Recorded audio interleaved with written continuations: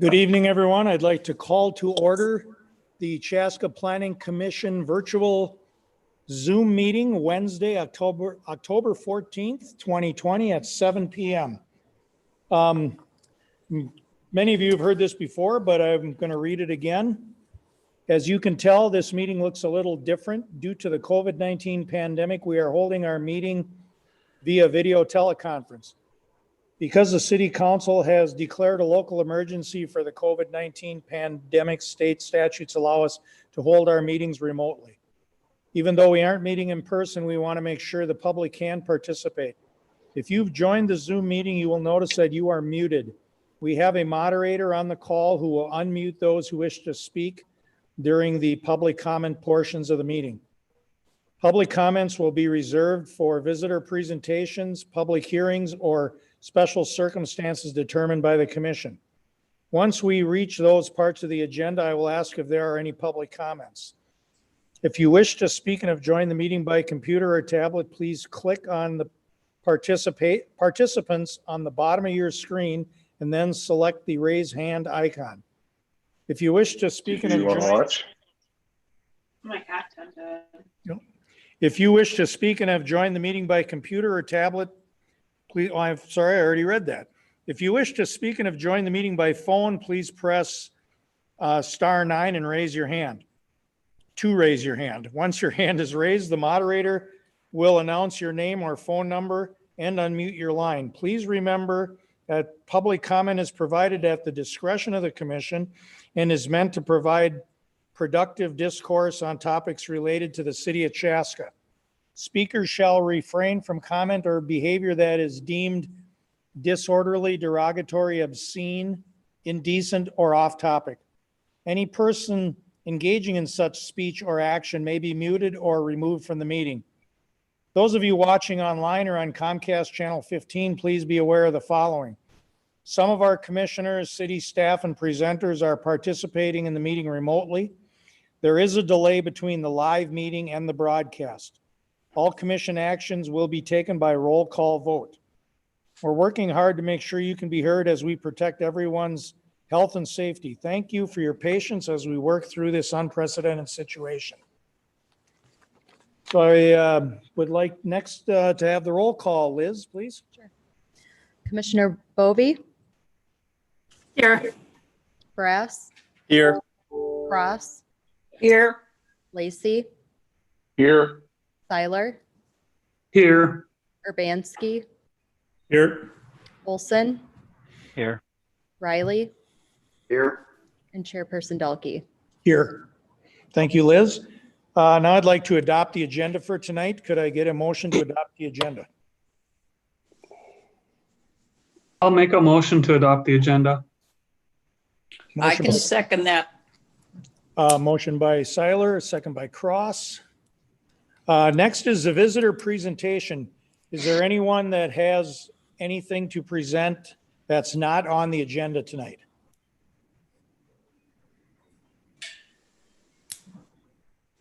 And Kevin, we're not hearing anything?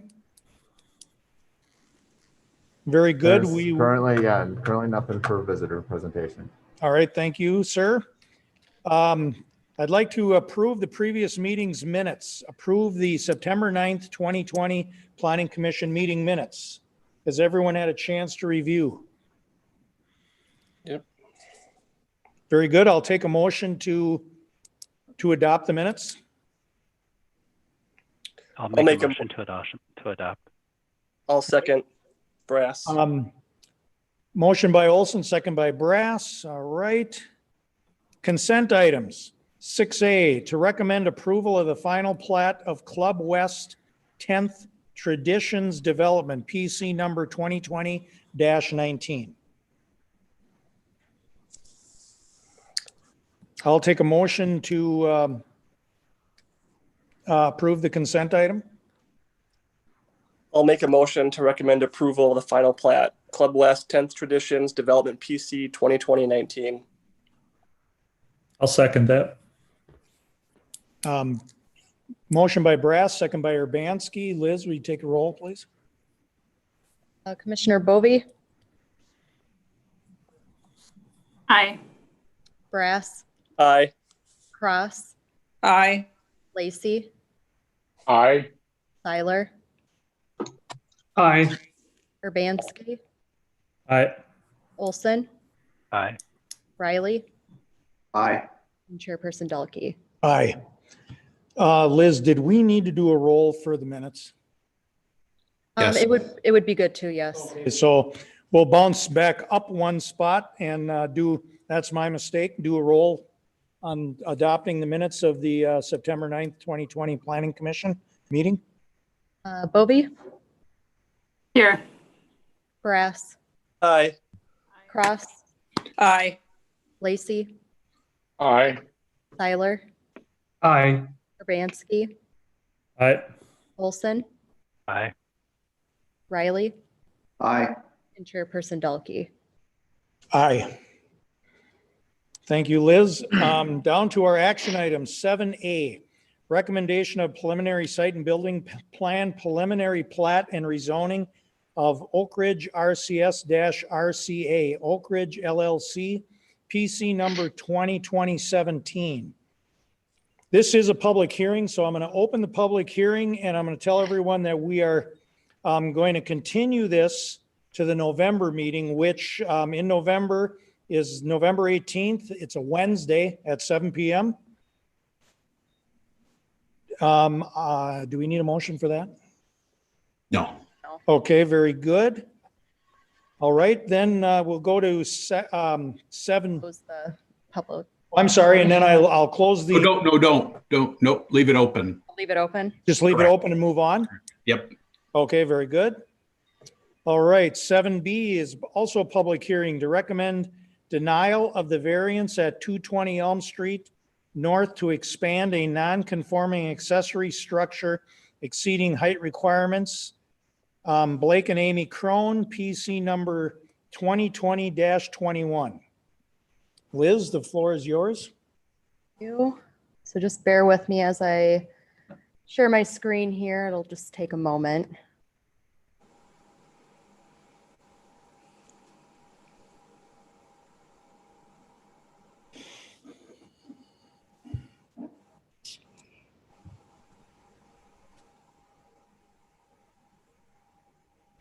All right, thank you, Chairperson Delkey and members of the Planning Commission. We are looking at a variance request tonight, specifically for the address at 220 Elm Street North in downtown Chaska. It's being proposed by Blake and Amie Krone, specifically for an accessory structure or a detached garage that would exceed height requirements, as well as expand a non-conforming structure. So to give you an idea of where the property is located, I have kind of a clipped aerial here, zoomed into downtown Chaska. We have the property highlighted in blue, so it is a corner property on the corner of 3rd Street West and Elm Street North in downtown Chaska. Guardian Angels Church is on the easterly side of this aerial. So this property is essentially located west of Highway 41 that dissects downtown Chaska.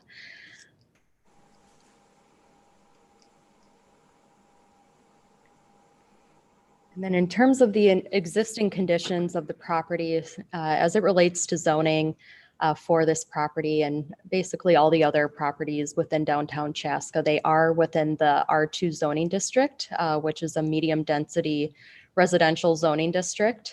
So that kind of sets the stage for the standards and setbacks that apply out there. As I noted before, this property is in downtown Chaska. So it is kind of in what we consider the historical downtown area of the city. It is comprised of approximately 0.2 acres, just a little under that at 0.19. Square footage is 8,519 square feet. Currently, the lot at 220 Elm Street North does currently contain a home and a detached garage on the property. The detached garage, which is kind of the subject tonight, is currently 986 square feet in building footprint size. And then in terms of height, they're approximately 13 feet high at its tallest point. So currently the detached garage where it's located on the property, it does not meet accessory structure setbacks for the R2 zoning district. So the R2 zoning district does require a 5-foot rear setback and then a side interior lot line setback of 5 feet as well. Where the detached garage currently sits on the property today, it's at roughly 0.4 feet from the rear property line, and then 4.6 feet from the side interior lot line. So in both those instances, the detached structure is not meeting the rear or the side interior lot line setbacks. So with that, because they're not meeting setbacks with the detached garage, it is currently considered non-conforming because of that. And then here's a survey of the property that shows those dimensions and currently where the house and the detached garage sit on the site. And again, if you zoom in to this drawing, it does provide those dimensions of the rear. And when we say the rear property line, we are referring to the property line that abuts the alleyway. So the alleyway is shown on the eastern side there. And then the side interior lot line is basically shown on the south side of the lot abutting the neighboring parcel.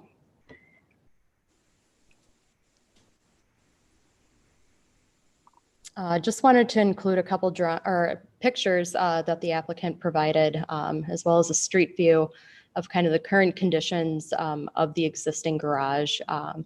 So one of the arguments that the applicant brought up in their application is that the garage is in bad condition and the roof is failing. So it's one of the reasons why they'd like to improve it and reinvest back into it. But if we need to refer back to any of these images, we can do that. So specifically when we're getting down to what they're asking for in their variance request, they're asking for a couple things to variate from. One of them being is the variance from section 9.22.8 of the zoning ordinance, which refers to accessory structures and height requirements for accessory structures. And I've laid that out in italics below that. So it talks about square footage requirements and the height requirement being 15 feet for these accessory structures as a maximum. And then secondly, they are also asking a variance from section 2.4.1.2 of the zoning ordinance, which refers to non-conforming structures. In this case, the setbacks are the non-conformity of the existing detached garage. And the way section 2.4.1.2 states, a non-conforming building or structure shall not be added to or enlarged in any manner unless such additions or enlargements are made so as to bring said building or structures into conformity with the regulations of this ordinance. And just another thing to note with this section, it is also a state statute requirement. So this is coming basically from state statute itself. It's within city ordinance, but predominantly it is a state statute requirement for non-conforming structures to be able to meet certain regulations within the jurisdiction they're located in. So specifically what they're asking or proposing is they would like to construct an additional level on their detached garage for workspace. So they would be utilizing the same building footprint that we saw on that previous survey exhibit, but they'd like to build up on it to provide an additional level. So the setbacks will stay the same as they're shown on the survey. In addition to that, with the added level to the detached garage, it is currently exceeding height requirements, specifically at a 15.8 feet, which when you translate that to inches, It's approximately 10 inches higher than the 15-foot height maximum for accessory structures. So again, they're requesting for that additional level, which would exceed the height requirements. But in addition to that, since the structure is currently non-conforming, they're asking to expand a non-conforming structure. In terms of the hardship that's been stated by the applicant, they did provide a very thorough narrative as a supplement in your packet this evening, but just to kind of generalize what they've stated as kind of the hardship of the property is that with the COVID situation that's going on right now, they are in need of adequate workspace, both for the parents as well as for the children to be able to work and operate a school or a classroom space adequately within the home. So that's one reason they're hoping for this request to get approved tonight. Another reason is so that they can fix the roof issue on the garage, be able to fix that as a part of the investment back into the detached garage. And then lastly, they also did point out that their neighboring property to the south of them at 216 Elm Street North doesn't currently meet setbacks on their southern lot line. Therefore, they see that as a reason for their variance to also get approved as a part of this request. So getting into the details of what they're proposing, they've included elevation drawings of what the detached garage would essentially look like once they refurbish it. So this is a northern elevation view of the proposed detached garage. So again, they will be adding height onto the overall structure. They will be adding height onto the area where the garage doors are, and then subsequently the area above the garage itself for the additional workspace. So this would be a space that's accessed through the interior of the garage through an added stairwell. And then this is the southern view. So this would be the elevation view abutting their neighboring property to the south. And then we've got the eastern view. So this is basically what would be facing the alleyway. And then the west view, which would be facing towards the house. So if we need to refer back to these, just please let me know and I can do that. And then in terms of the floor plans, they've provided the existing floor plan with the inclusion of the stairwell, as you'll see on kind of the left side there of this drawing, and then kind of the square footage and makeup of this building today. And then they've also included the second floor plan, which is the proposed addition on top of the garage.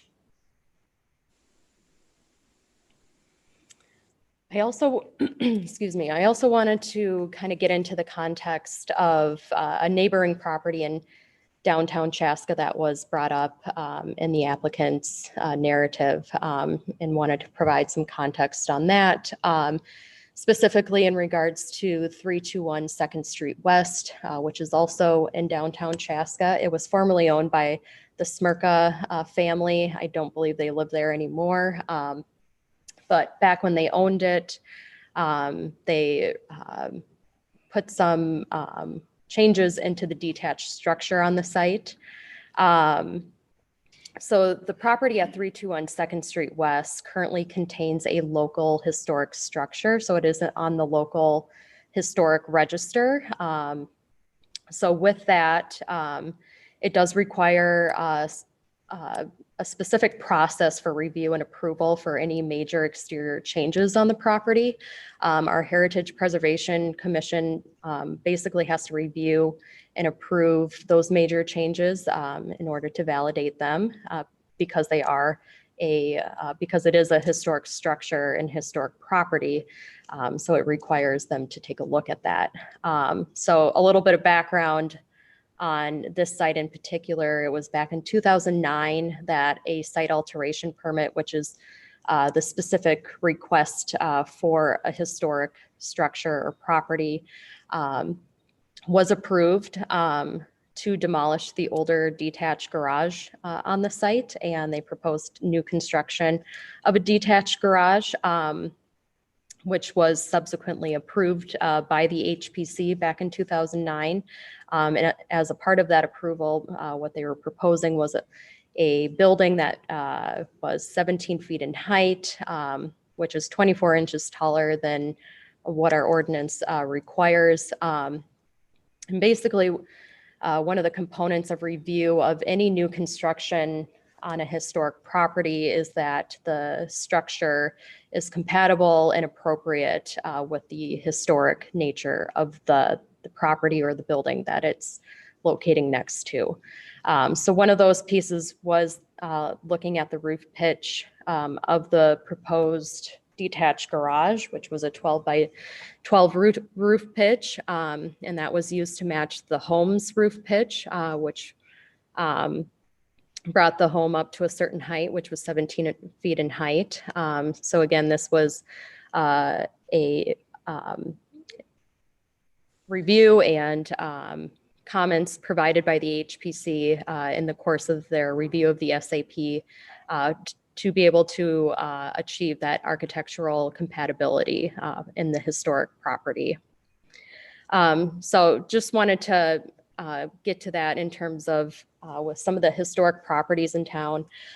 There have been exceptions made for historic structures in properties to ensure there's compatibility and appropriateness with any new construction or changes on a site to make sure that it meets kind of the architectural integrity of such property or structure.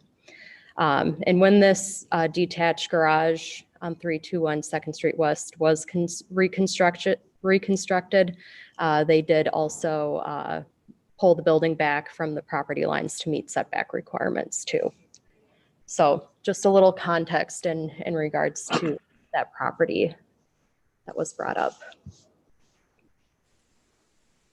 So when we talk about a variance and, when we talk about a variance and reviewing such variance, there is a basis for the way Planning Commission and City Council review and approve such variance requests.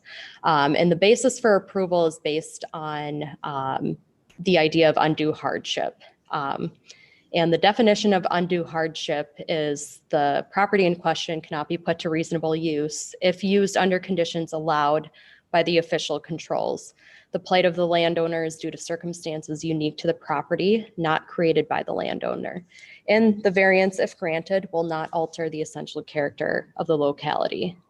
Economic considerations alone shall not constitute an undue hardship if reasonable use of the property exists under the terms of the ordinance.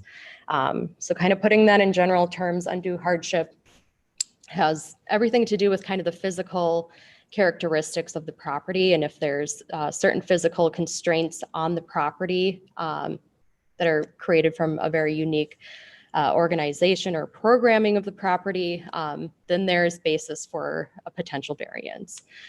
So we look specifically to kind of those physical pieces that are existent on a property to see if a variance is in fact an eligible allowance or validation for a property to be reasonably used.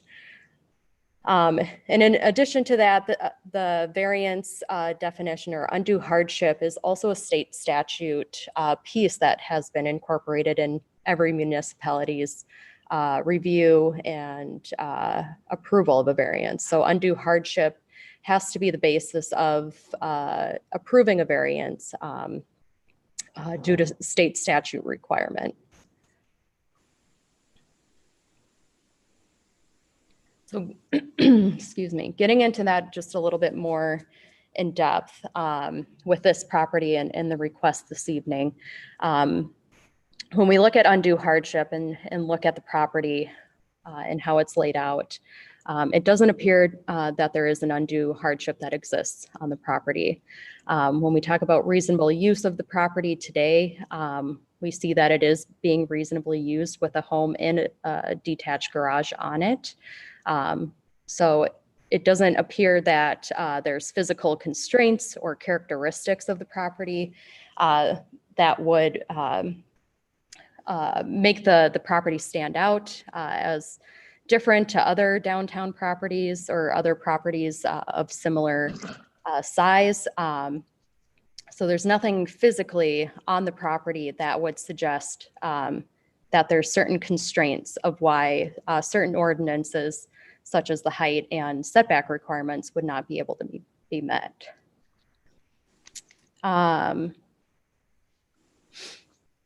And then lastly, adding height to the structure, specifically to one that does not meet setbacks or to a non-conforming structure, is essentially adding on to or enlarging the non-conformity itself. So you're enlarging, if you're adding on to the building in terms of height or adding another level and you're not correcting the setback, you're essentially enlarging the setback issue further. And therefore, it's also making the issue more challenging to correct in the future. So getting to the notion of, and lastly, approving the variance on a non-conforming structure without having that argument of undue hardship present on the site does set a negative precedence and in the neighborhood and overall community if it does get approved, since the undue hardship doesn't appear to be met. So there are a certain set of questions that we ask in a variance request. I'm not going to go through all of them. They're all laid out in the report that was provided for this request, but I'll touch on a few that are more significant and appropriate to discuss this evening. The first one being talking about other alternative locations, development concepts, or space requirements that would reduce or eliminate the request.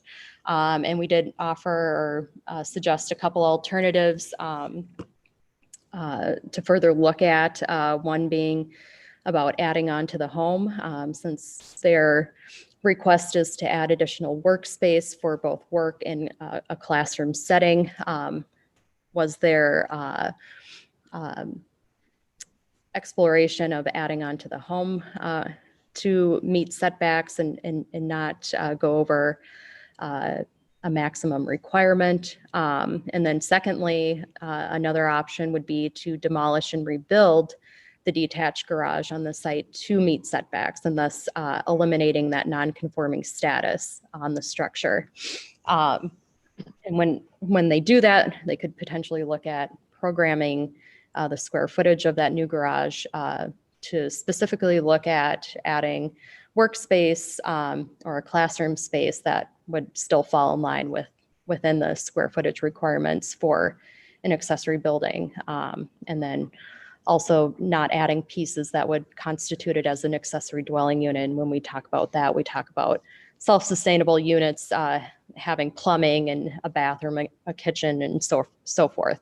That's not what they're proposing in this request, but something that we just further like to mention as a part of added space to an accessory structure. Secondly, one of the questions, the variance if granted would not alter the essential character of the locality / neighborhood. So adding height to a non-conforming structure that doesn't meet setbacks, again, getting back to enlarging a non-conformity within the neighborhood. And thus, it does set a negative precedence in the neighborhood if we do approve a variance request without undue hardship being met. And what that does is it does open the door for others to potentially ask for similar requests or larger, which then could further affect the character of the locality. So historically speaking, when we talk about non-conforming structures, and them existing in the community. It's universally been the same guidance for a non-conforming structure where it cannot be expanded unless any of the alterations that you're doing to the structure is correct, or doing so to correct a non-conformity or make it less. Thirdly, conforming to city code, the property could not be put to a reasonable use. And in this case, just the way the property is laid out today, it is being reasonably used. One way of looking at that, of it not being reasonably used, is if they had no garage altogether and there was issues with them trying to get a garage on the site. As is every lot or home, you're reasonably allowed to have a garage. So if that was kind of the issue, that's kind of what we would look at in terms of a reasonable use. But since the property itself has a home on it and a sizable garage on it, it does appear to be reasonably used at this time. And then lastly, the variance would improve an existing non-conforming condition. Although in this case, the variance, if granted, would not improve an existing non-conforming condition. It would actually enlarge a non-conforming condition. The setback conditions on the property would not be corrected as a part of this request. Rather, it will be added onto with the additional level over the garage. So in turn, making the issue more challenging to correct. So with that, with any variance request, we do put together a list of findings, either based on an approval or a denial of the request. So those are laid out in the 4 findings on this slide. The first one being the property in question can be put to a reasonable use under the current regulations and setbacks, getting to the extent of it currently having a home and accessory building on the property today. And from our findings, we didn't see any unique physical constraints on the property, which would otherwise make the property unusable or unable to meet certain regulations. Second finding, staff also feels that the variance, if granted, will alter the essential character of the area. An accessory building exceeding the maximum height would set a negative precedence and alter the essential character of the area. Thirdly, there's a reasonable alternative to the variance. The applicant can explore adding onto their home or demolishing and rebuilding a detached garage that meets setbacks. And then lastly, the 4th finding, the variance would not improve an existing non-conforming condition. Rather, it will make it worse. The detached garage currently does not meet rear and side yard setbacks. Therefore, the proposal to add height to the detached garage would make the nonconformity larger. So those are the findings laid out here and in the staff report. So we are coming to the conclusion, or from a staff recommendation, asking you to make a motion tonight to, recommend denial of a variance request to exceed the height requirements for accessory structures, specifically the request to deviate from zoning ordinance 9.22.8, and also to recommend denial of the request to expand a non-conforming structure to deviate from zoning ordinance section 2.4.1.2, based on the findings that I just listed on the previous slide, as well as what's listed in the staff report. That concludes my presentation. I'm happy to answer any questions. Otherwise, I know the applicant is also in attendance this evening. So if you have specific questions for them, I'm sure they'd be happy to answer those. All right, thank you, Liz. Does anyone in the commission have any questions for Liz before we open up the public hearing? I had a few. Commissioner Riley, go ahead. Yeah. Hey, Liz, can the medium density R2, Does that encapsulate all of downtown Chaska? Yeah, pretty much. Yep. And are there other areas within Chaska that are density R2? Is that a well-used classification within town, or is it pretty much just the downtown area? Yeah, I would say downtown Chaska is the predominant area of the R2 zoning district. Okay. And within downtown Chaska, are there unique zoning ordinances beyond the R2? Or is it just strictly under R2? It's just strictly under R2. So there's nothing specific within downtown that would be different. Okay. And what makes a structure historical? What's the criteria? To be Within downtown, it sounds like, so within downtown, we have R2, and then beyond that, then we have historical structures. Could you educate me there? Yep. So structures or properties that are on the local or even national historic register have to be reviewed and added by our HPC as historic. And if it's on the national register, then it has to be reviewed by both our local HPC as well as the National Historical Preservation Office. So in order to kind of be classified within kind of that historic nature, the age of your home has to be a certain age. Not only that, but the property or the structure itself has to have historical elements that are reminiscent of old downtown Chaska. For example, any structures that have Chaska brick, the original Chaska brick, are usually deemed historic because of that. Chaska brick is very specific and reminiscent of Chaska's history. So you'll see a lot of historic structures encompass that material on them. In addition to that, usually if there's a family of long-standing existence within the city, ones that were pretty original to the start of the city or the beginning of the city, if a long-standing family has lived in a certain structure for several years or generations, the HPC could also deem that as a historical element tied with a certain property or structure.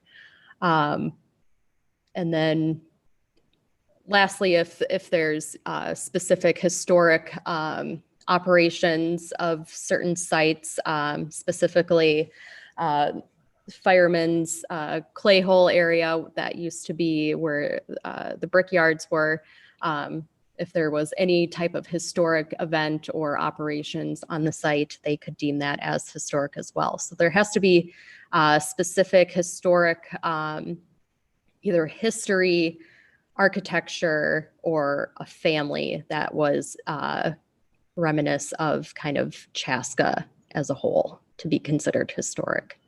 Okay, and those are all great factors, and appreciate the explanation. Does this property have any of that history? It does not. From your knowledge? It's not locally or nationally historic. And what is the vintage of this property relative to the other historical properties, or the properties that are deemed historic in our downtown? Any idea? What was the beginning of that question? Sorry. Just the age of this structure relative to any of the other properties, or the properties that are historic in our downtown? Yeah, the ones that are historic usually range from the late 1800s to early 1900s construction and have retained their kind of original architecture or some of the history relevant on the property. And any idea of the age of this structure? If I had to guess, it'd probably be 40s or 50s. Okay, right.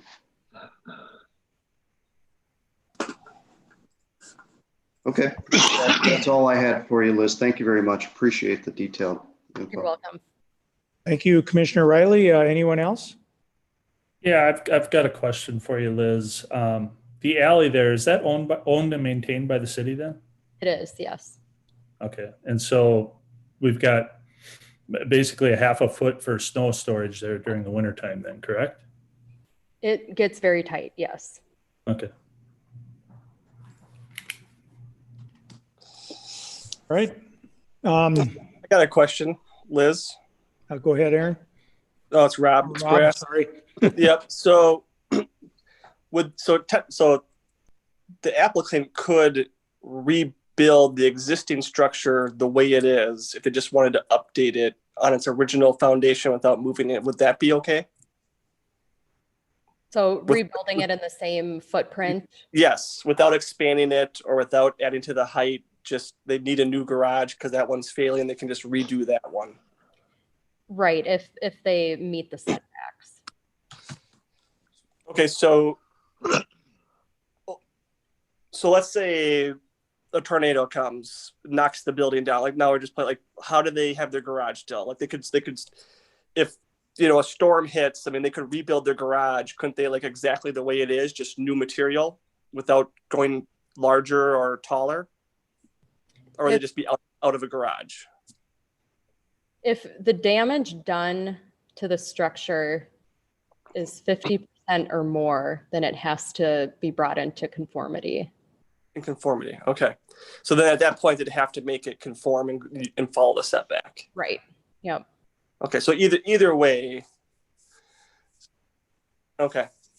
I think that's all I have for you right now. Okay. Thank you, Rob. Anyone else? Yeah, this is Todd again. Just to clarify on what Rob was questioning there, if the applicant decided to tear the whole roof off, trusses and all, they could still put new trusses on and put a new roof on, as long as they leave the original walls standing. Then, correct? As long as the height of the structure is not being enlarged past what it currently is, then yes, they could do that. Okay. Yeah, that's kind of what I was getting at. Like, how do you maintain the property as it exists today? Mm-hmm. I know it's not a legal term, but grandfathered in kind of type deal. I mean, if they had to fix this property, fix a roof, if someone in the neighborhood punches a hole through the wall, I mean, they can obviously fix it the way it stands. They just can't do anything with it. And if there was damage, then they'd have to conform. So is that correct? Yep. If it's damaged to 50% or more, then it has to conform, but they can still do general maintenance, like non-structural maintenance to the building. So they can re-roof. If a hole gets punched into the wall, they can patch that up. Yeah. So yeah. Okay. Hey, Liz, this is Travis. The current structure, by the way it looks, is 986 square feet as the footprint, or something relative to that. Is that in conformance with the accessory building for the size of lot that they're in right now? It is. What we've seen in other properties is, so you get the 768 square feet if you're over 7,200 square feet in size of lot. But secondly to that, you are allowed a secondary accessory structure up to, if I remember correctly, 256.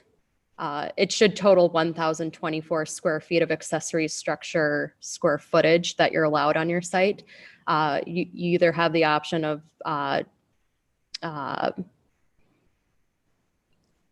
adding those together and having one structure, or having two different structures, one at 768 and one up to 256. Okay, all right, thank you. But based on the size of the flat, it's on the higher end of what our ordinance allows. So it gets that 768 square foot allowance. And if Liz, you fall under it, then you get a less square footage. And Liz, this is Rob again. So just for the commission, so according to the tax records, looks like the property was originally built in 1928. But I do want to, and I know the applicant is on as well. And I've been by, I went by the property, of course, this weekend, took a look at it. And so what I don't know, because I can't watch every property in the city, is it looks like it's completely under construction. So everything is, there's no siding on the property currently. So was the entire house torn down and rebuilt, or was it just a complete gut job and redone? That, I guess it's important to the aspect of the historical nature of it. Not that we decide that anyway, because it's clearly not on a list currently. But I did notice it looks like it's a brand new structure at this point, and I don't know if it was just kept the walls and, you know, tore it down to the studs and redid everything, or what's kind of going on there. Do you know, Liz? You know, I don't know the full history of the home, whether or not it was originally a different footprint and torn down and built new, or if they've just added on over time, or if that's always been the original. Okay. Well, I know the applicant might be he able can to address answer it. Yeah, he can address it when he addresses the commission. All right, thank you, Rob. Anyone else? Okay. I believe all of our questions for now, Liz answered them. Thank you very much.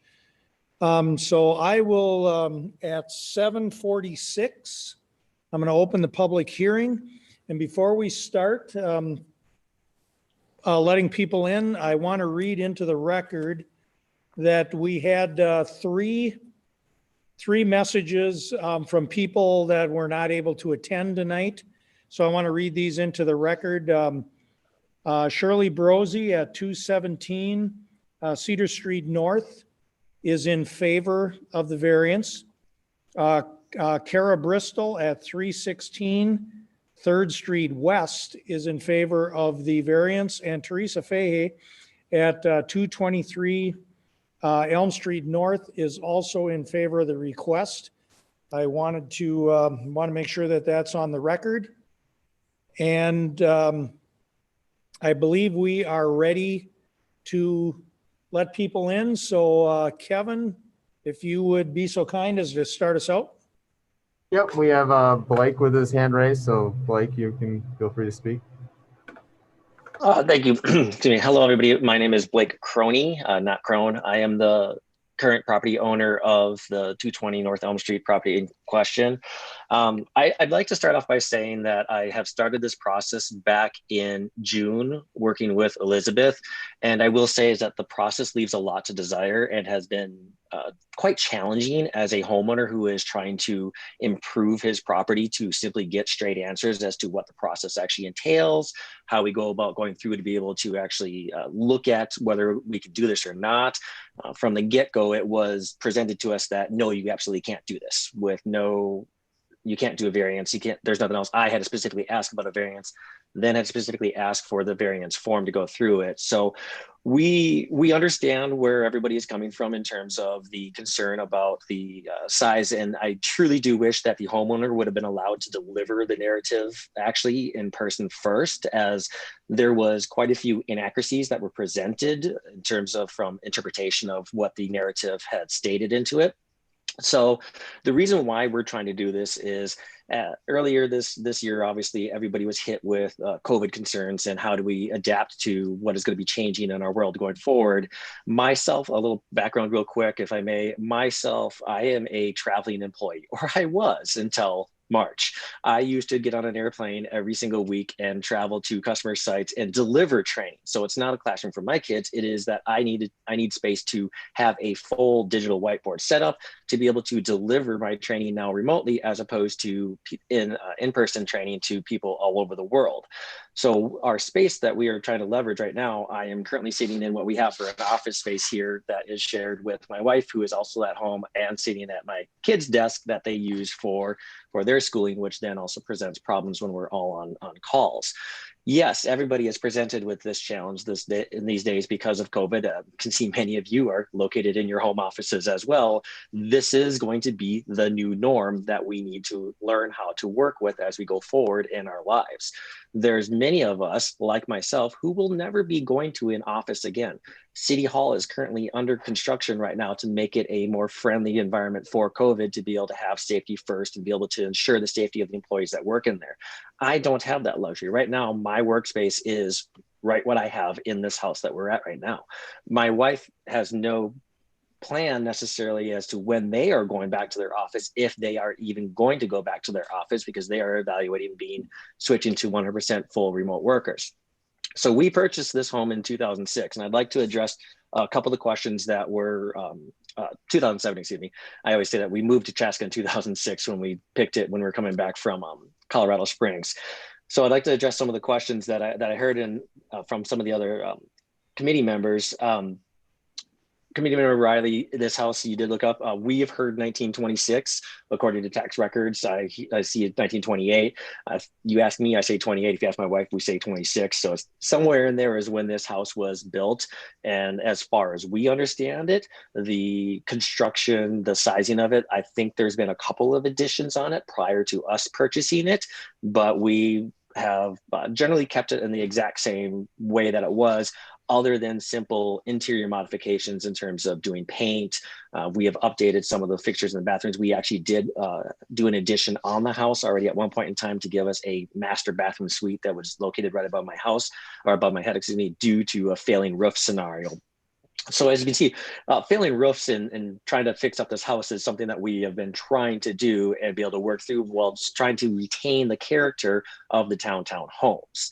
One of the options that was presented in Elizabeth's assessment was to simply add on to the house. I am not a licensed builder. I have grown up with licensed builders as uncles. I have grown up remodeling houses and building houses ever since I can remember. I've been working on them. We did actually evaluate that. And that is kind of one of the reasons why I wish we would have actually had a verbal discussion prior to all this, other than it just being hundreds of emails back and forth. I not once have received a phone call asking some of these questions from anybody.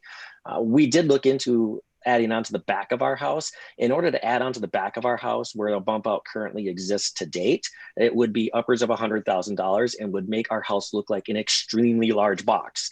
I believe it was Committee Member Brass who said that you drove by the property to look at it and asked about the construction. We are currently residing the house. We have redone all the windows on the house. This is an exterior work year. With COVID, I've decided, because I'm not traveling, it's a great time to rip off all the siding and replace 25 windows myself. So that is what is going on right now. As part of that process, in order to try to bring some of the charm back to our home so that it looks similar to some of our neighboring properties, we are adding a front deck or a front covered deck, as my wife calls it, a porch. I call it still a deck, but it's going to have a roof over it. It is not an enclosed space. It's not a Three Seasons or anything. It is just simply a deck that's covered.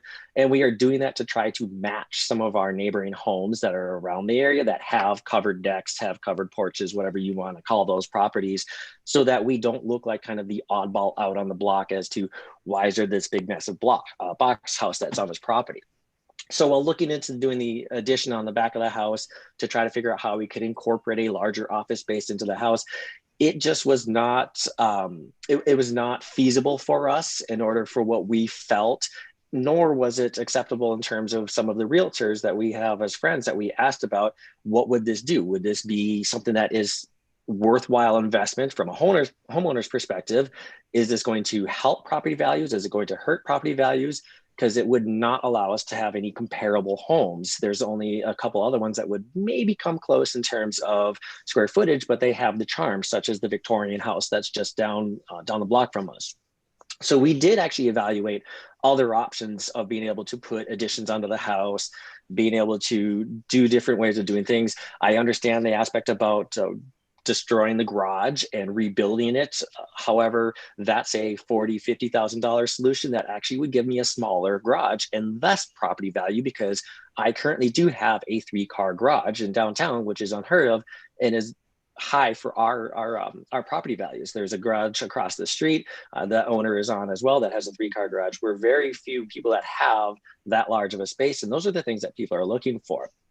In terms of Committee Member Obansky, you had asked about the snow, the alley, who clears that?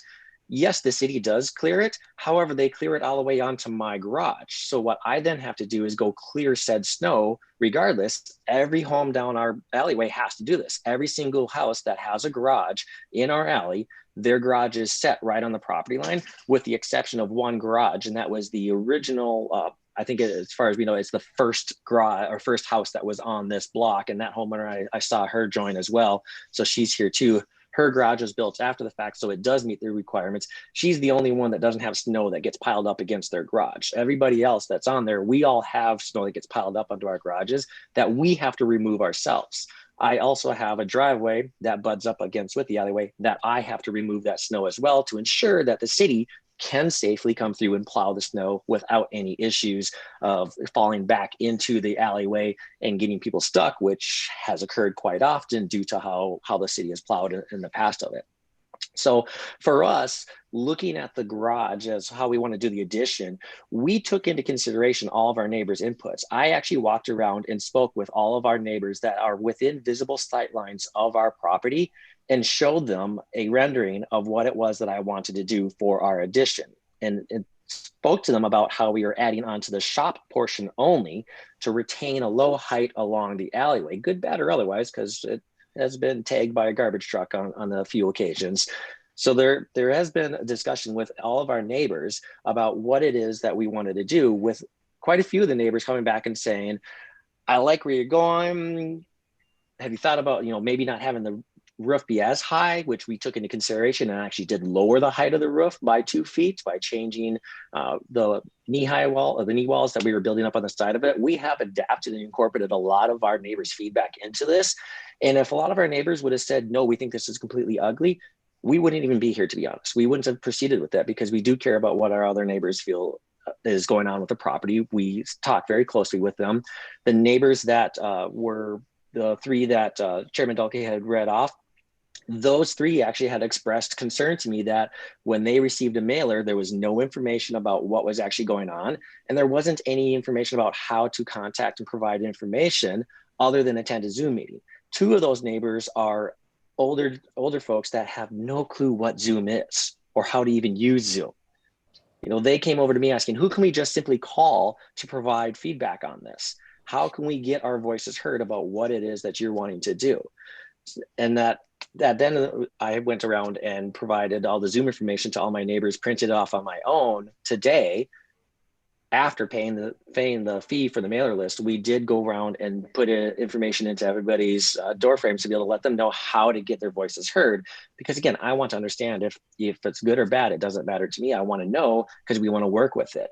There was a statement in the staff assessment about the critical placement of this house being on a corner, which I wish these photos would have actually made it into it, because I did provide that to Elizabeth. But from all of our corners, including the corner down at Cedar and 3rd, our garage is maybe only 2/3 visible, if even that, from the corners of everywhere that you're looking at. From the front of our main street, Elm Street, you can't even see the garage. So the entire house blocks that. When you compare what the addition that we're working towards with the sides that the houses of the property that we're butting up against, the roof line is not going to be any higher. It's not going to be larger. It's not going to be out of place. It doesn't impair anybody's sight lines, wind lines, sun. None of that is in there. According to the master downtown plan, the main artery for going into downtown and the upcoming plan of what we want to do to be able to revitalize the city is 4th Street, that has a burnt down garage that has been burnt down for a number of years right there. So one of the things that I want to bring up here and I want to mention real quick is that I've talked with a few folks that are not able to be on the call today simply because of conflicts of interest potentially and other reasons, that have said there's a rising concern from the demographic that I am part of that is looking to be able to upgrade these 100-year-old homes to be able to provide Chaska with homes that will meet the needs of future residents going forward with our new normal life of where it is that we're looking at. Many of us are trying to find ways to upgrade these homes that are confined by quite a few permit restrictions that we're trying to figure out how to work around, how to work with, how to be able to still develop houses and make it usable for the next foreseeable decades. What we don't want to have happen, and I've spoken with some other members of the city on this, is that I don't want to make this be Edina, where the standard answer is you've got space to add onto your house, because then we end up with these big McMansions on these lots that don't do any favors to any of the resale values, real estate values, property values of any of the neighboring homes. It actually goes the other way, where it starts to make it where you've got really large value high homes and low value homes, and that's not good. One other point that I want to make real quick, and then I'll be done talking there, is the point about the property being next to me is not meeting the setback requirements was actually not interpreted correctly by Elizabeth. The home actually is on my property. It's not that it is next to or close to the property. It is that portions of their house is on my property. So part of my solution to this was, I will look the other way that this home is on my property. And from a planning perspective, permits were filed at some point in time and allowed for that structure to be built with them being on top of my property. If we could simply just be able to improve our garage and improve the home and be able to meet that, what is, yes, right now for us, a hardship. My wife is a director of HR. She needs confidential meeting spaces. I need to be able to deliver my training without having people walk behind me, being able to have the actual whiteboards. We're at a point where we are looking at this as, if we can't get the property to where we need it to be, there's a good chance that we will be moving. And if we move, we don't want to do that. We enjoy our neighbors. I'm actually working with the Chaska Cubs to try to figure out how to get connectivity down to the athletic park at free of charge to be able to meet the needs that we need to for the tournament next year. So we want to be able to still be a part of this community and help build it and help foster in, you know, some of these downtown master plan initiatives to be able to improve the neighborhoods. We want to stay. At the end of the day, that's what it is we want to be able to stay. And right now we do have a hardship with our property. Yes, there's a garage. We are lucky that we have a garage. Some people don't have a garage. Yes, we have a house structure. We have been improving it. We are trying to. We have looked at and exhausted every possible solution. And right now the best solution for us, which to be honest, isn't even necessarily 100% ideal because there's not a bathroom in there. So I have to go from the garage to the house to use a bathroom, which will be interesting when the snow flies. But that's the best solution for us to be able to meet the needs of what our family needs to have right now, so that we're not doing schooling on the dining room table, on our beds, having meetings in our bedrooms, or whatever space that we can find when we have to have meetings. So thank you for listening to me. If you have any questions, certainly love to hear them.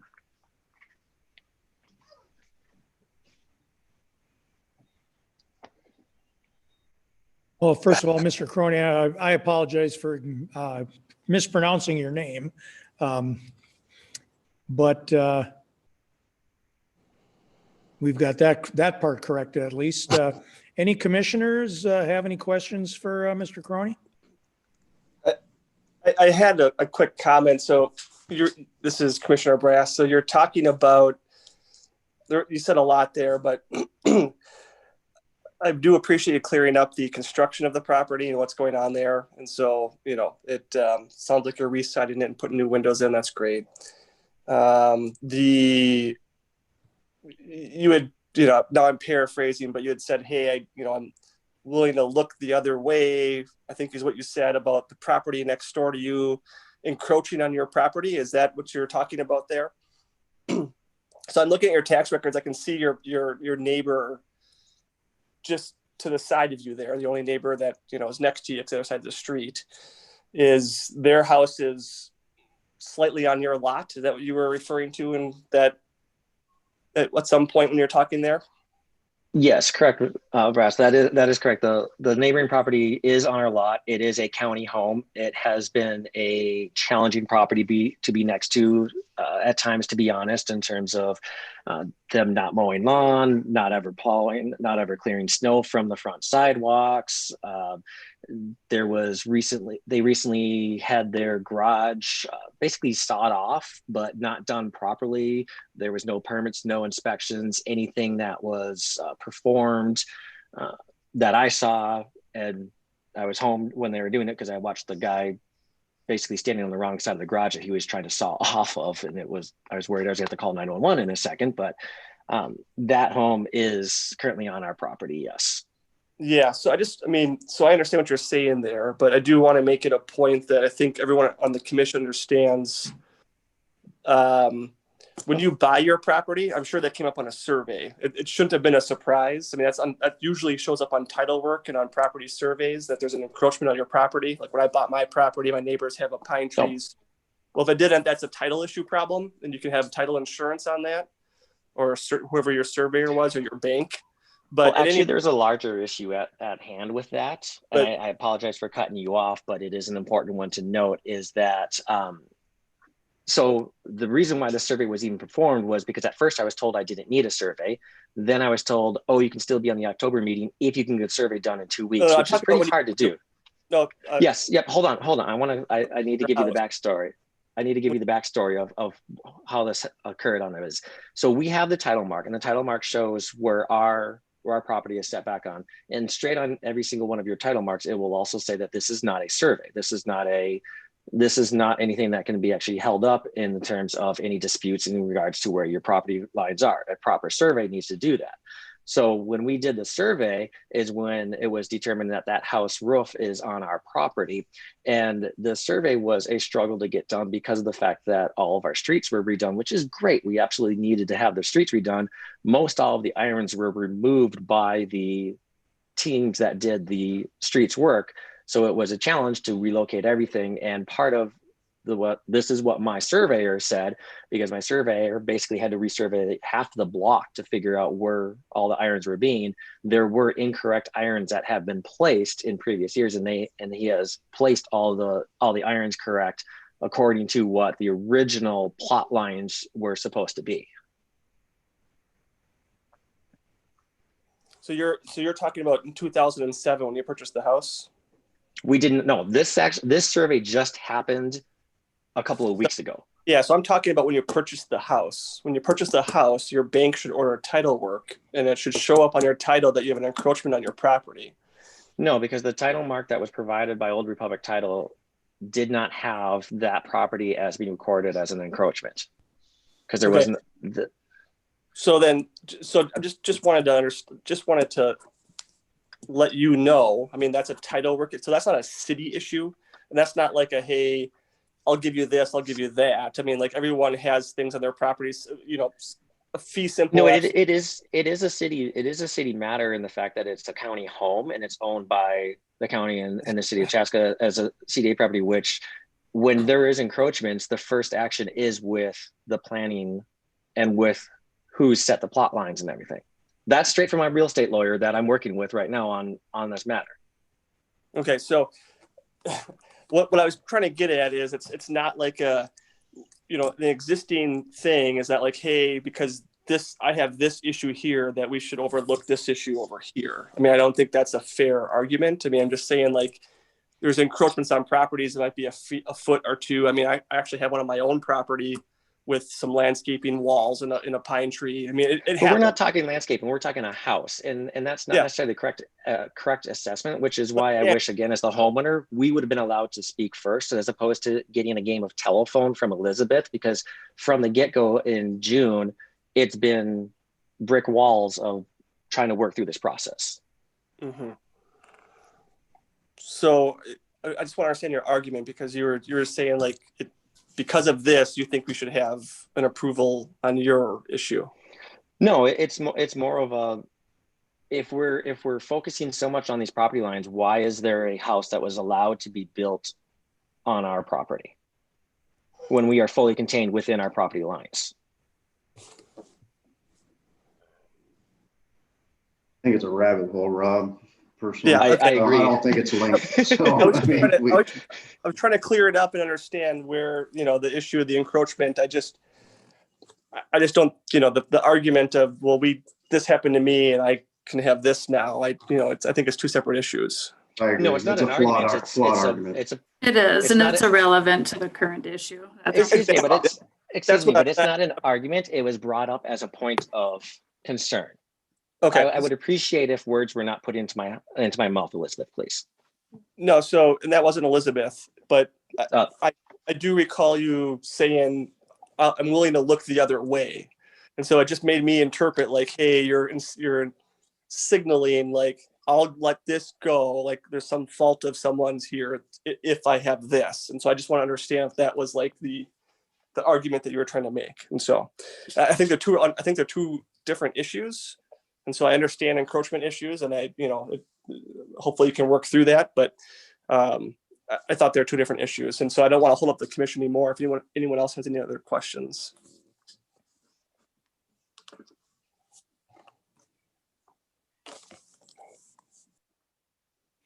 It looks like we were, go ahead. Okay, Kevin, would you like to add the next person in the queue? We currently do not have anyone with their hand raised. Okay. Oh, hold on. Yep, that usually prompts somebody. All right. Laura, feel free to unmute. Hey, hi, my name is Laura McDermott. I live on 303 North Cedar Street. It is directly catty-cornered across from the Krone's property. And I just wanted to make a couple of comments about some of the things that I have heard during this conversation. I heard the term undue hardship used quite a bit. And I think that as a society, we are all currently in hardship in many different aspects. I thought that Blake's point about his children having space to work, having space for his wife to work, that those are very valid points, that we all find ourselves in a really unique situation right now. And it is right now, but we don't know how long that right now is going to last. Like he said, he has permanently been transitioned to work at home. And he doesn't have space in his current home. And I think that the point was made earlier several times that undue hardship doesn't exist. I don't know who gets to decide that. I disagree with that. Something else I wanted to bring up was the idea of essential character. I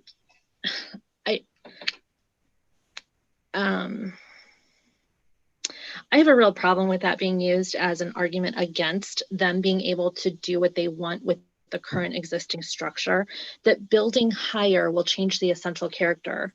Yet if they were to tear their property down, they could rebuild it exactly the way that they want to, 5 feet further. So that doesn't really, in my opinion, meet a concern about essential character if you're willing to let them build the same structure that they're recommending, but moving it 5 feet. So I feel like that's being used to not allow them to do what they have proposed with their existing property. Something else I would like to bring up is the not being far enough away from the alleyway. And again, their property was built in 1926. So you're trying to, I heard someone use the term grandfather in, something being grandfathered in, not necessarily talking about, that properties are grandfathered in, but we know that this property was built way before these codes ever existed. So we also have a garage that, based on listening to this conversation, would absolutely not fall into any sort of setback regulations, or I'm not using the proper terms here, but I don't know that anyone's property in all of downtown Chaska would fit that qualification. And I think that that's a really unfair sort of finding based on a property that was built well before that statute was ever there. Something else I heard was that the recommendation that you tear the building down, and I think that's really wasteful. And I feel like that's really, I think it's bad for the environment. I think it's bad for the landfill. All of these things, why would you tear down a perfectly good structure so that you could move it 5 feet to be in line with some code when it's already sitting there, it exists. It's not going to change the snow because it's higher up.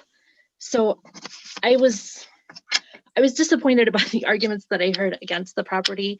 Adding on to their home, everybody has to make that determination for themselves. But the lots that we have in Chaska are very small. So if you want any type of space outside, whether you want to plant flowers or you want to garden, or you want to let your kids run around outside, and even in a small space, to play, to build onto the house would take away that space when they have another solution in mind. I think that what they've done with their house has been beneficial for the surrounding property valuation. And I'm really happy about what they're doing with their home. And so those were some of my thoughts that I had as the conversation was going on. And I am in favor of them being able to build up. Thank you. All right, thank you for your input. Anyone else, Kevin? Yep, we have Chelsea was next. So Chelsea, feel free to speak.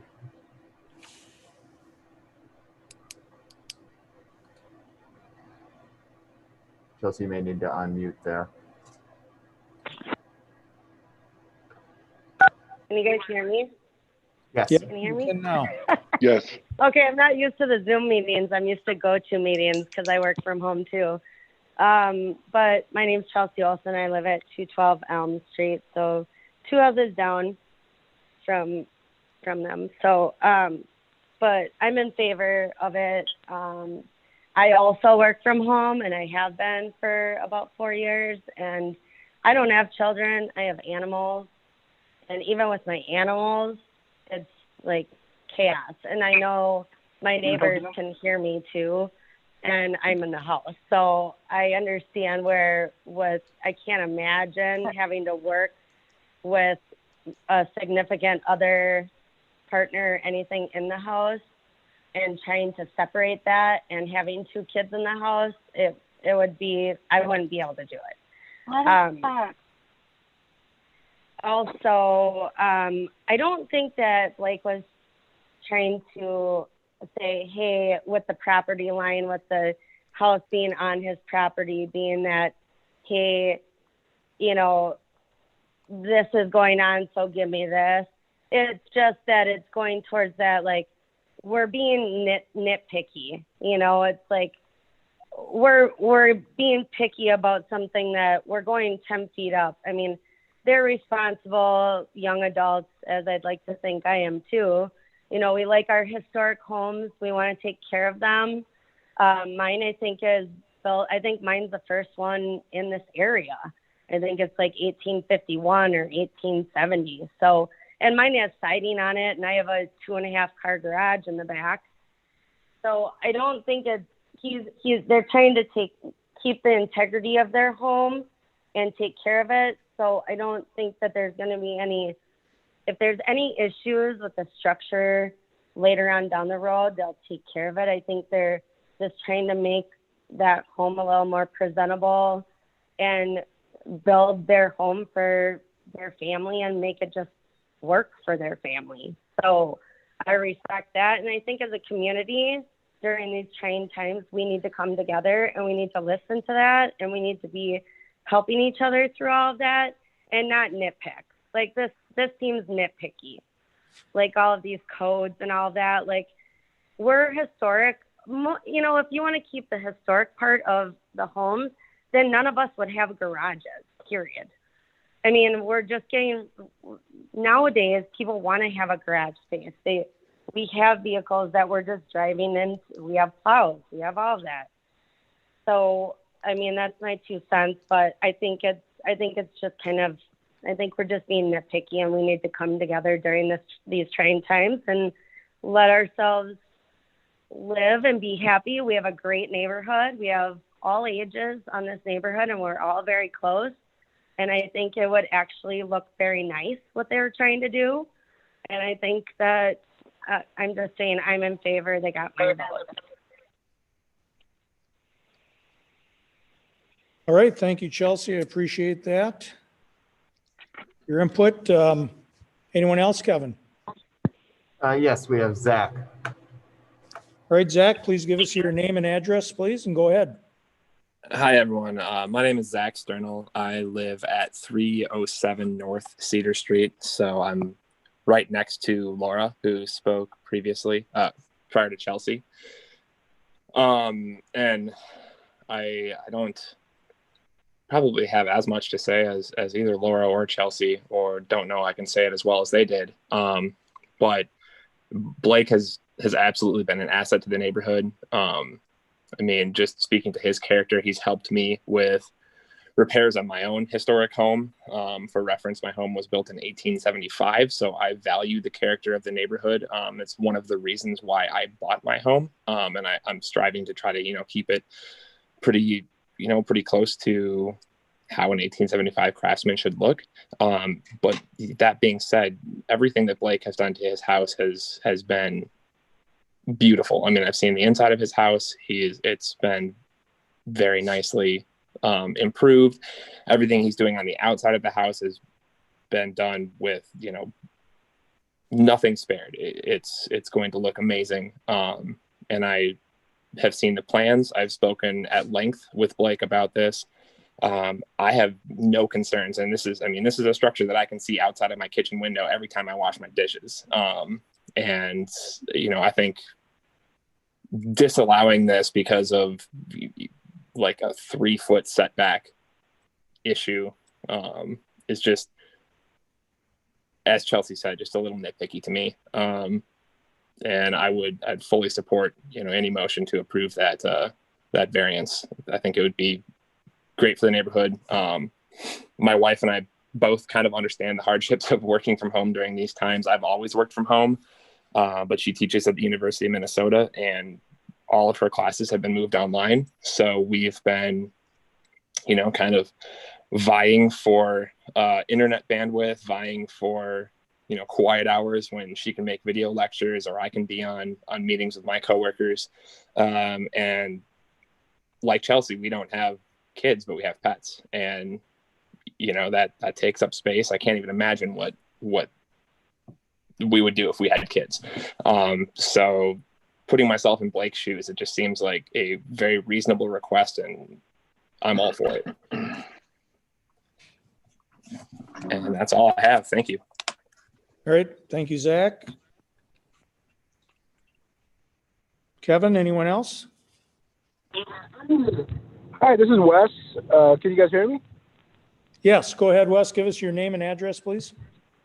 Yeah, this is Wes and Ashley. We are in Chicago. Sorry, we joined in late. I'm doing it from my phone here. Our address is 311 West 3rd Street in Chaska, right next to Blake's house, Blake and Amie's house. And we are fully in support of what he's doing. He's been doing a wonderful job. He's an awesome neighbor. He always helps us out whatever we need. Whenever we're out, they're there for us. I think, we should approve this, and I'm in full support, me and my wife, both of them, that he should be approved for what he wants to do. I think it'd be really cool. It already looks nice, whatever he has done so far, but I feel like we should approve this and make this happen for him. And my wife wants to say something too here. I just wanted to say that his house it's really close to our house, and it's not going to affect us negatively at all. I think it's going to look great. And I've spoken to him, and he's really passionate about this project, and I've seen the plans, and the plans look awesome. And I know that he loves living in a historic house and a historic neighborhood, and he respects the history of these houses and just wants to make it better, because if we can't make improvements on these houses, they're just gonna rot away. They're gonna go to waste. The modern family, we have different needs, especially with people working from home. A lot of these houses aren't very big. I can understand his need for space, as we also need more space in our house as well. So I think it's a thoughtful plan. I can tell he's put a lot of time and effort into it. So again, me and my husband are fully in support of his plan and think it's going to look great. And we're also excited about it. You know, it's great every time a neighbor makes improvements on their houses. It's exciting. It can only bring property values up. There you go. So that's all I have to say. And yeah, just once again, we're fully in support. Love you guys. Thank you. All right, thank you very much for your comments. Kevin?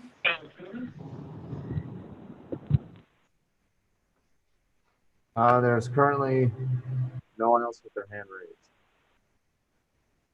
I'm sorry, I didn't get that. No one else is in queue? No one in queue at the moment. All right, thank you very much.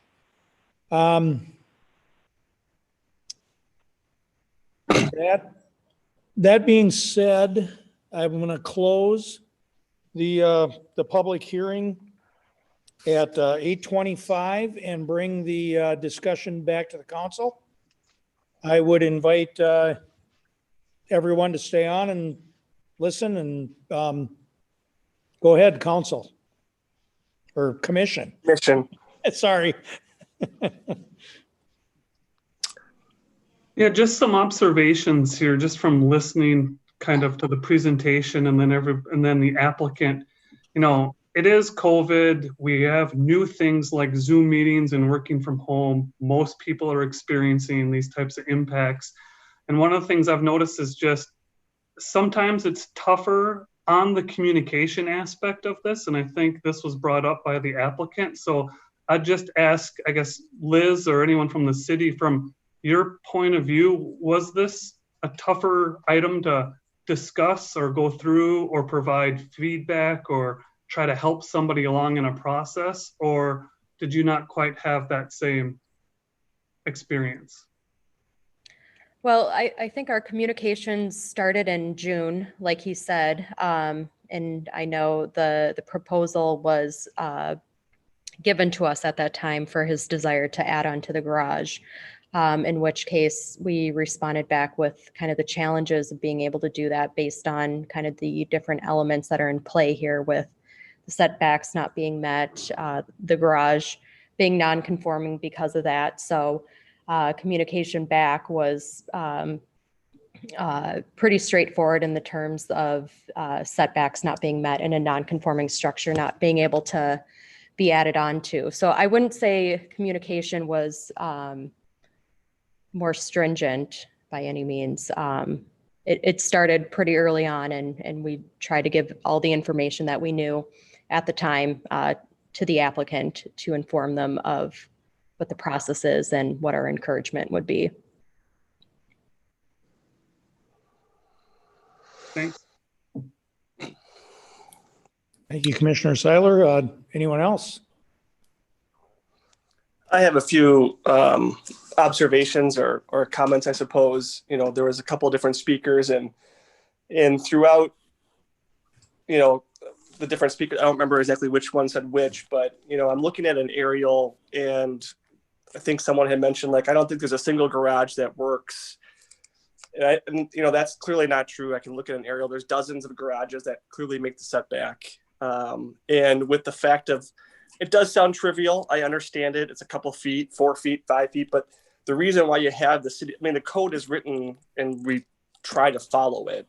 The reason why it's written is we want to clean up stuff that doesn't work any longer or is improper. And so to just ignore it is kind of, you know, it's kind of the same thing. Like, oh, well, they're only dumping so much chemical in the river. Like, let's just look the other way. If there's a reason why there's a code. So if it comes up to the point of like wanting to fix it, it goes forward from this point being correct. So, you know, and I don't think there's a character in, I mean, it's not like, hey, you know, obviously the neighbors like the applicant, everyone seems like, you know, people are in favor of it. My concern is the precedent. I mean, everyone's going through COVID. I have 2 children.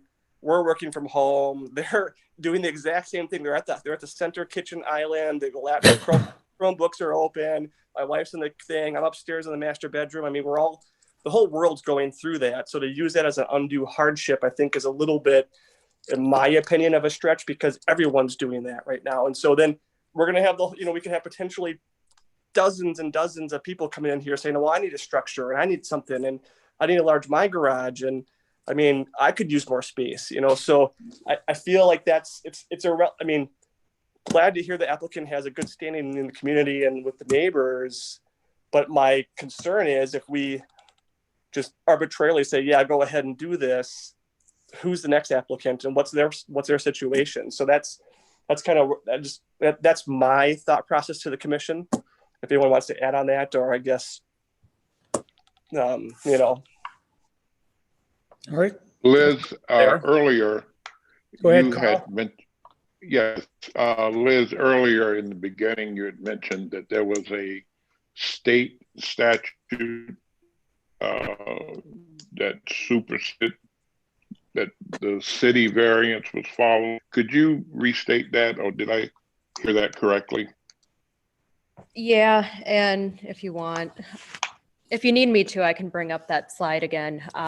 But what state statute kind of lays out for looking at and reviewing variances is being able to meet the definition of undue hardship, or approving a variance based on an undue hardship being present on the site. So the complete definition of that, if we want to use that, it gets back to that the property in question cannot be put to reasonable use. And if used under conditions required by the official controls, the plight of the landowner is due to circumstances unique to his property, not created by the landowner. And if the variance, if granted, will not alter the essential character of the locality. Generally put, or just to put it in more simpler terms, undue hardship has to do with the physical characteristics of a property. What makes a property unique because of the physical characteristics or constraints on a property that would otherwise put a property owner in a situation where they cannot meet certain regulations. So again, it gets back to the physical makeup of the property and the constraints against it that get down to that basis of undue hardship. So Liz, for instance, let's say a structure was built, or a garage, and all around it was a wetland, and you can't touch it. It's preserved. You can't move the wetland. You can't move your garage. You're within the setback problem. That would be an undue hardship, right? Right. For instance, there's a physical problem with the property where you can't move the structure 5 feet because you're in a wetland, or something like that. Would that be an example? Yep.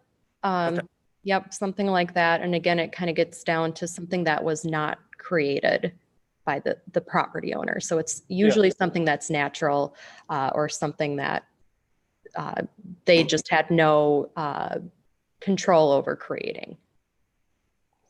A railroad track, potentially. Right. Yeah. Thank you. Thank you, Carl and Rob. Anyone else? Yeah, maybe does anyone else want to go first? No, go ahead. Oh, sorry.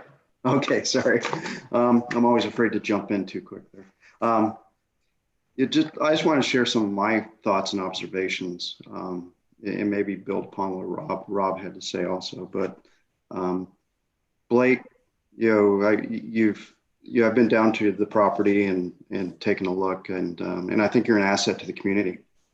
And I think what you're doing with your property and the improvements that you've made over the last 13 years are evident, and they're meaningful, and they're of value to us as a community. So I wanted to thank you for that. Also, my observation with your neighbors, fairly unprecedented to have neighbors come and speak as powerfully as they did on your part. So I think you guys have something special going on within your neighborhood, and it comes across. So I commend you all for that. I thought Laura made some good points, with regard to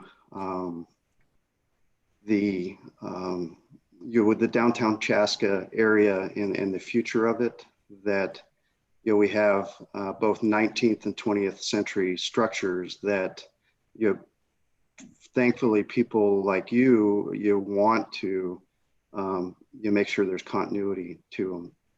And I think Ashley said that it's important to have people like you because they want to make improvements and the properties don't rot away.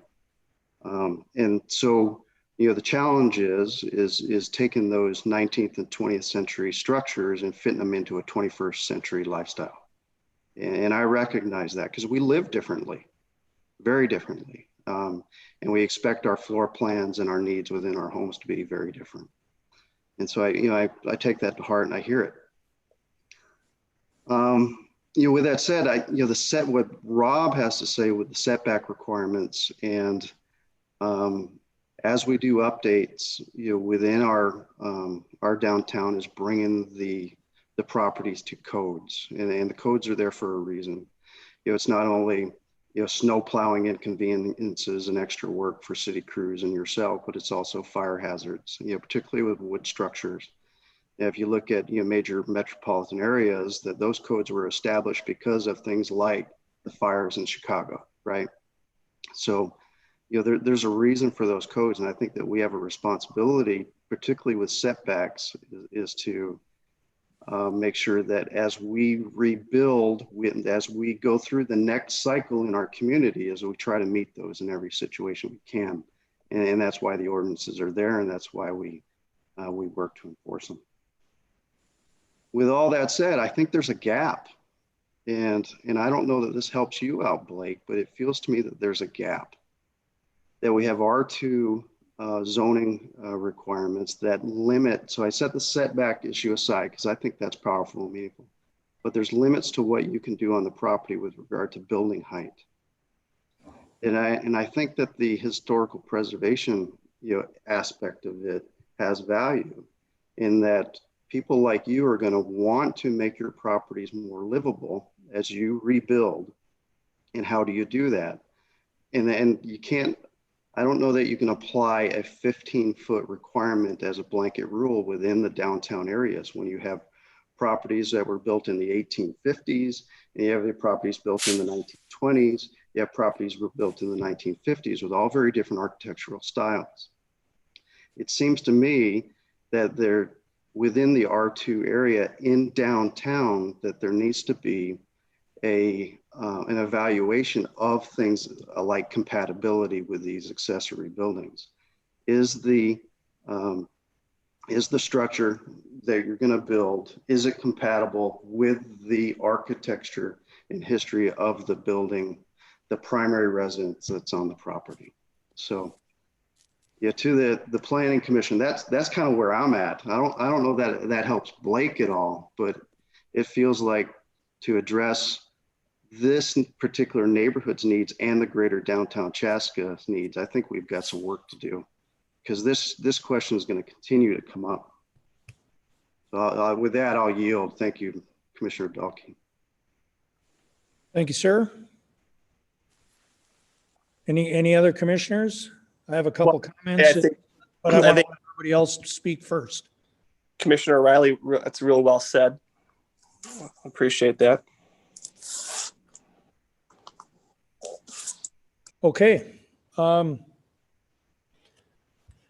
just have a couple of comments myself, and Blake, just so that you're aware, I'm the chair, but I'm just one vote like everybody else, and as everybody went along, I just jotted down a couple of things that are important to me as a commissioner.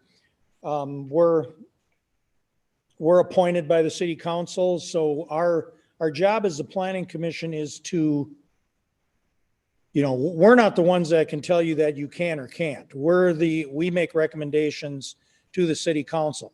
So that avenue is still open to you because our recommendation will go to them.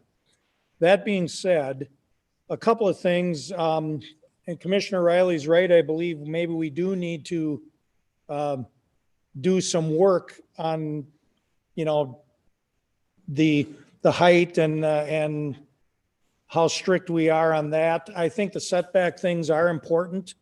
That I also spent some time, looking at the property, and, the alley is very narrow already. As far as, I understand your snow problems. Our codes are what they are right now.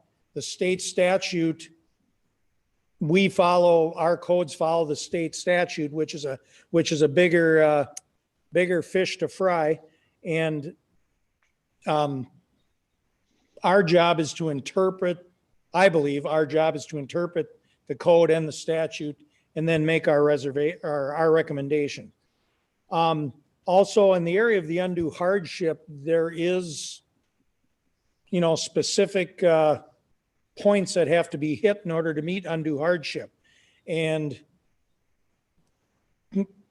I believe one of the commissioners did say, we're all facing hardship right now, or at least a different lifestyle because of COVID-19, and eventually that'll go away. Jobs may be different after this for good, but we'll need to address how that fits code in Chaska and in the state of Minnesota going forward.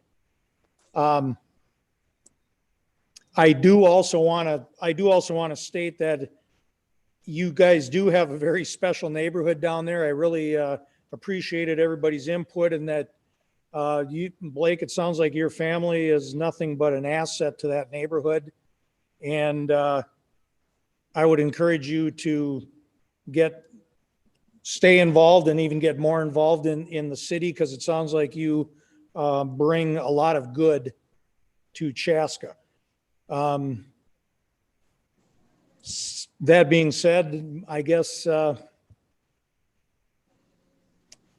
if it's not, something that you want to do as far as making the garage compliant, that's obviously your choice. But the code being what it is and the statute being what it is, it says specifically that you cannot increase the size of an out of compliant structure. And this would obviously be doing that. Well said. Go ahead, Well Susan. said. Oh, thank you. I know I have been quiet, which is unusual for me. But one thing, we know Chaska is old. What was built a while ago, when they had maybe one narrow gauge car per 2 or 3 houses in town. Really, when you get way back in the early 1920s, not everybody even had a car.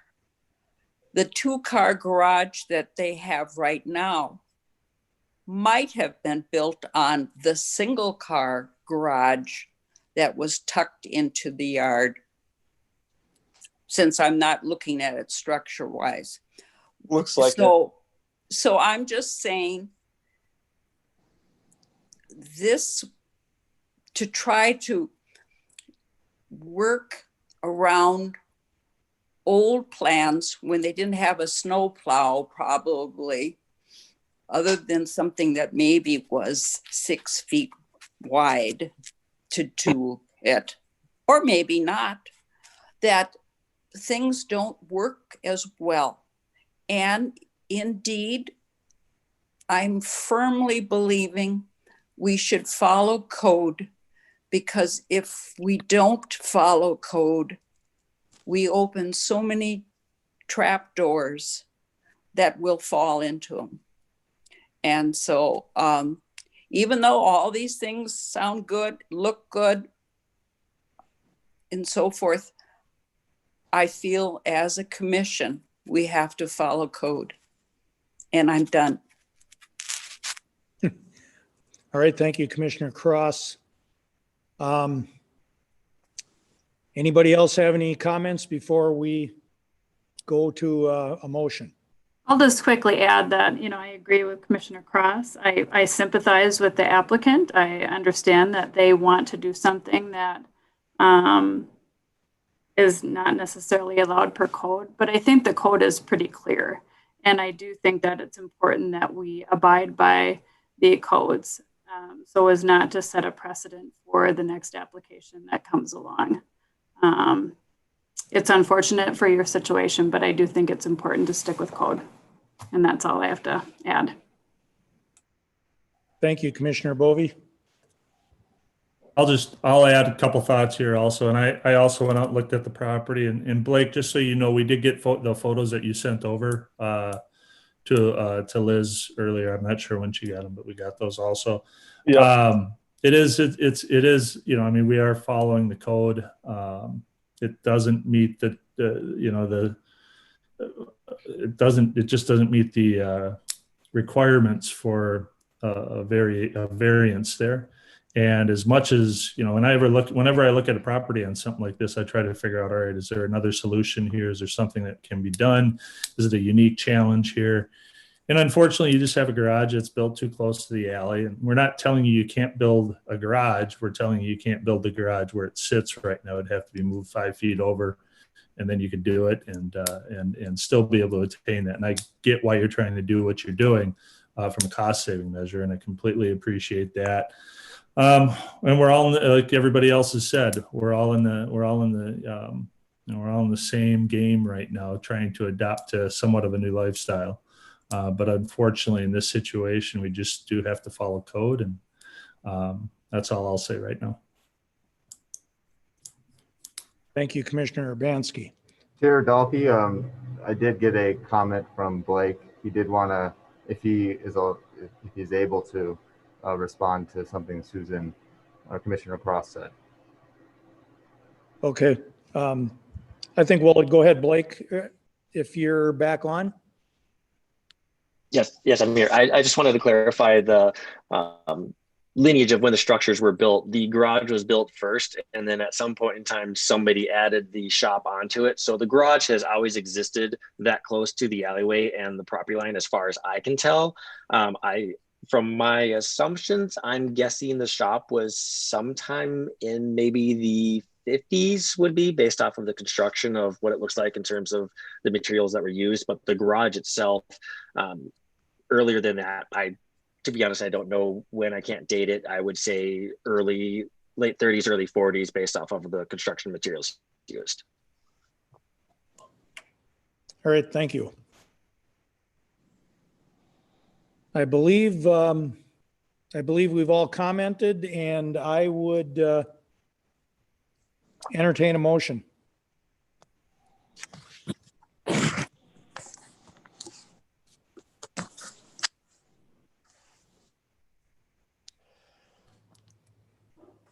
I'll make a motion.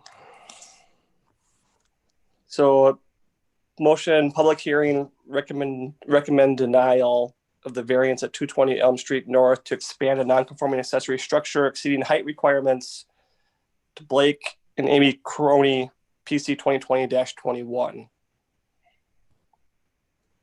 Motion by Commissioner Brass. Do we have a second? Second. I'll second. I believe Commissioner Bovee was in first with her second. Any further discussion before we vote? Not hearing anything. Liz, would you do a roll, please? Bovee? Aye. Brass? Aye. Cross? Aye. Lacey? Aye. Seiler? Aye. Urbanski? Aye. Olson? Aye. Riley? Aye. And Chairperson Dalkey. Aye as well. All right, I'd like to thank everybody for their time and their input on this item. Let's move on to other business. Item 8A, I want to receive into the meeting minutes the 8A I receive in the September 14th and September 21st Chaska City Council meeting minutes, and 8A II receive in the September 21st EDA meeting minutes.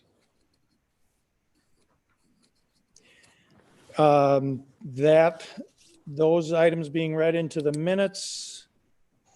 Do we have a quick, we'll go around the horn quickly. Anybody have any comments or news they'd like to share? Well, I'll go first. I'd like to say I think that I really appreciate the teachers in this community that are in the schools teaching children. My children have 2 elementary age children, and they go to Jonathan Elementary, and it's been great. It's been great to have them there because I'm not a good teacher, and they're getting their proper education. So it's well appreciated by this household for sure. Well said. I agree with that. I'm glad I have older children and I'm having to deal with it right now. Yeah. Same here. Ditto. Yeah. Anyone else? I will say I don't like the 15-foot blanket rule within the R2. If I don't know if anyone else in the commission supports that idea also, but seems like there should be some more discretion similar to the historical. Do you mean 5 foot, the 5 foot setbacks? No, the 5 foot setback, I completely agree, but just the 15-foot building height on an accessory structure. That it seems like there should be some sort of architectural input, if similar to what was done at the Smirka property on, we're talking a 1928 structure. I think if Blake had come to us and he was saying, okay, I'm moving that garage, going to meet setbacks, but I want it to architecturally match my house and therefore exceed the 15-foot height, I would have a different stance on what I observed tonight. Same here. Sorry, Same here. Rob. No, I was agreeing. Same here. Like, I think if I wouldn't be as opposed to a 10-inch variance if the setback was met.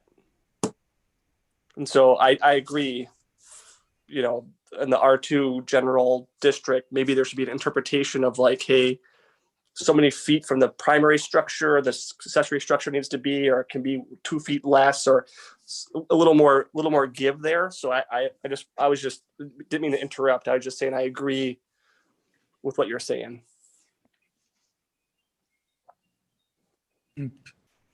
All right. Any other input? I just wanted to add that I saw in the paper and on the city Facebook page that there's been a group of folks gathering on Saturdays to clean up the city. And I think that's such a wonderful thing to see in our community. And it would be great to have more involvement and even more days like it, maybe even planned on a larger scale. So bravo to those citizens that chipped into it. All right. And my input is I'm very happy that Lyman is open again, and the planning on that, it was very well done in my opinion. The traffic flows so much better there. It makes, if we ever do decide to all go back to work, and those of us that are in the industrial park, it's going to be a much easier route to get around.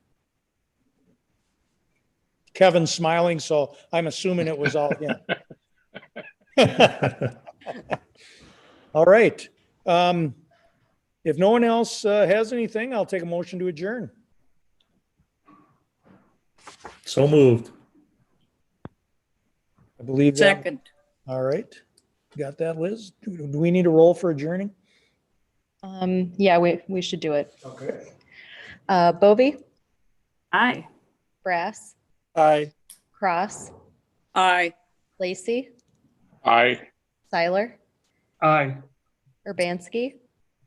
Would anybody ever vote nay on this? Don't be the first. that an aye? Aye.